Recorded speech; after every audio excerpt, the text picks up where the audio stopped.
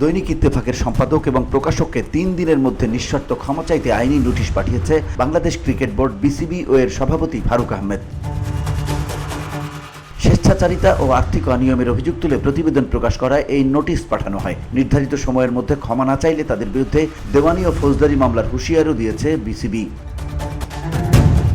ওই আইনি নোটিশে বলা হয়েছে, দৈনিক ইত্তেফাকের 24 এপ্রিলের দ্বিতীয় সংস্করণে প্রথম পৃষ্ঠায় এবং 6 নম্বর পৃষ্ঠার 5 নম্বর কলামে স্বেচ্ছাচারিতায় জিম্মি বাংলাদেশ কমছে মান, আসছে না কাঙ্ক্ষিত ফল শীর্ষক যে প্রতিবেদন প্রকাশ করা হয়েছে তা সম্পূর্ণ ভিত্তিহীন, মিথ্যা এবং উদ্দেশ্য প্রণোদিত।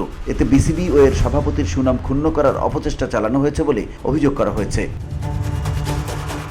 নোটিশে আরও বলা হয়, প্রতিবেদনে বিসিবি সভাপতি ফারুক আহমেদের বিরুদ্ধে বোর্ডের বিপুল পরিমাণ ফিক্সড ডিপোজিটের অর্থ সমস্যা থাকা ব্যাংকে স্থানান্তর করার যে অভিযোগ আনা হয়েছে তা মিথ্যা ও সাজানো। প্রতিবেদনের মাধ্যমে কোনো যাচাই বাছাই ছাড়াই বিভ্রান্তিকর তথ্য ছড়ানো হয়েছে, যা জাতীয় ও আন্তর্জাতিক পরিসরে বাংলাদেশের ক্রিকেটের মর্যাদাকে প্রশ্নবিদ্ধ করেছে।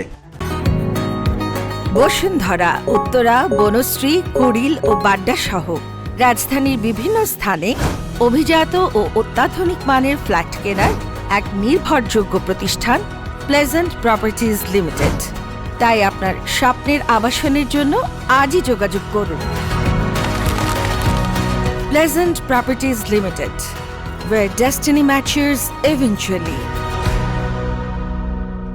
বিসিবির দাবি, সংবাদের তথ্যসূত্র ছিল অবিশ্বস্ত ও উদ্দেশ্য প্রণোদিত। এমন কর্মকাণ্ড হলুদ সাংবাদিকতার উদাহরণ এবং বোর্ডের ভাবমূর্তি ক্ষুণ্ণ করার পায়তারা। বিসিবি বরাবরই আর্থিক লেনদেনের ক্ষেত্রে স্বচ্ছতা ও জবাবদিহিতার নীতিতে অটল রয়েছে বলেও নোটিশে উল্লেখ করা হয়েছে। VOD Bangla news desk.